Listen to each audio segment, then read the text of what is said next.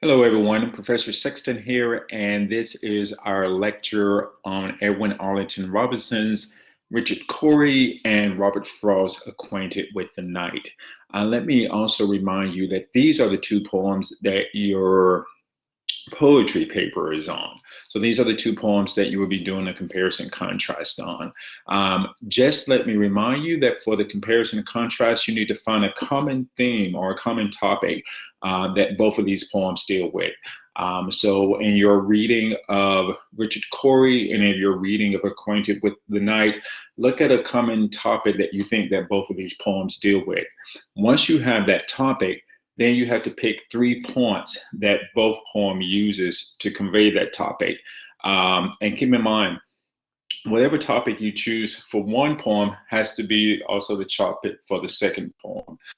So if you talk about the main person in the poem, such in Richard Cory, it'd be Richard Cory.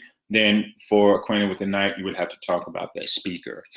So what I'm going to do is I'm going to bring up both poems. I'm going to read them and just give a brief discussion of some key things that you should pay attention to as you're reading yourself.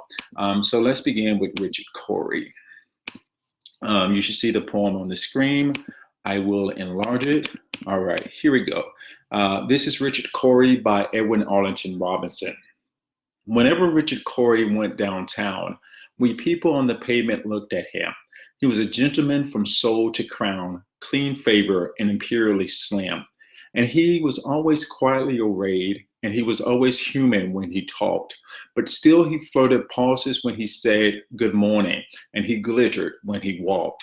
And he was rich, yes, richer than a king, an armory school in every grace. And fine, we thought that he was everything to make us wish that we were in his place. So on we worked and waited for the light, and went without the meat and cursed the bread.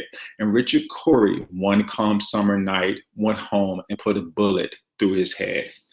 So this is one of those poems that ends very differently than how it began, because Richard Cory's suicide at the very end is not something that you would expect. However, once you get to that end, go back and look at the other 3 stanzas and see what it is in those stanzas that might give you some indication of that final action that he was going to take. The thing that you notice that in this poem is that the speaker is not one person, the speaker is we, and it's the collective voice of the town people. And so when they're talking about Richard Cory, it's all the people of the town talking about him. But one of the things that you notice, there is a distinction between Richard Cory and them. You can see it in the description of the words that are used to describe Richard Cory. Words such as he was a gentleman from soul to crown, imperially slim. Crown and imperially are words that are often are used to refer to royalty. Now, I'm not saying that Richard Cory was a king or anything of that nature, but notice that the words that they use to describe him. You see that also when you get to the second stanza, when it says he glittered when he walked. It kind of like implies the sense of gold. And even in the third stanza, you see he was rich and richer than a king.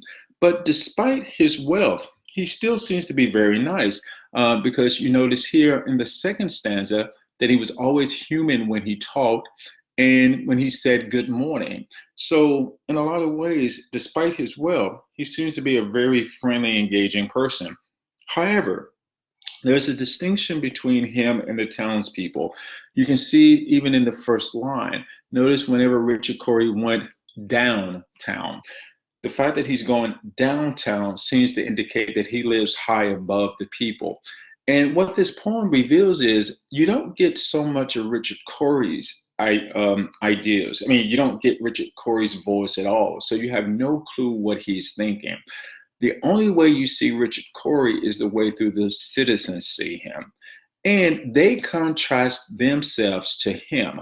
You see that in this third final stanza. So when they say, so on we worked and waited for the light and went without the meat and cursed the bread. So it's a sense that they are not as wealthy as Richard Cory is. And the poem is tricky because it seems like Richard Cory is a very lonely man. That sense that he lives uptown, presumably by himself. And that even when he comes downtown, notice how the people don't really engage with him. They observe him, they notice him, but they, in a sense, feel that he's better than they are. And then somehow, maybe that prevents them from interacting with him. And I'm wondering if maybe the thing is that they have this view of him thinking that his life is perfect, but they don't know the real struggles that he has. And also, I don't know if you ever heard that expression that everything that glitter is not gold. I don't know if Robinson wanted us to take that into consideration, but the fact that we even had this sense, good morning, and he glittered when he walked, that is an allusion to that statement. So this is Robinson's poem. And as I said before, what is the main topic in this poem that you see? And there can be more than one. So you'll have to go through and think of the main topics. So let's go to the second poem. The second poem is Robert Frost, Acquainted with the Night. I'll bring that up. All right, so let us read this one. Acquainted with the Night by Robert Frost. I've been one acquainted with the night. I've walked out in rain and back in rain. I have outwalked the furthest city light. I have looked down the saddest city lane. I have passed by the watchman on his beat and dropped my eyes, unwilling to explain. I have stood still and stopped the sound of feet when far away an interrupted cry came over houses from another street. But not to call me back or say goodbye, and further still at an unearthly height. One luminary clock against the sky proclaimed the time was neither wrong nor right. I've been one acquainted with the night. This poem is different because in this one we have the speaker himself telling us about his condition. The thing that you see is that he is a lonely man. Similar to Richard Cory, who was also a lonely man.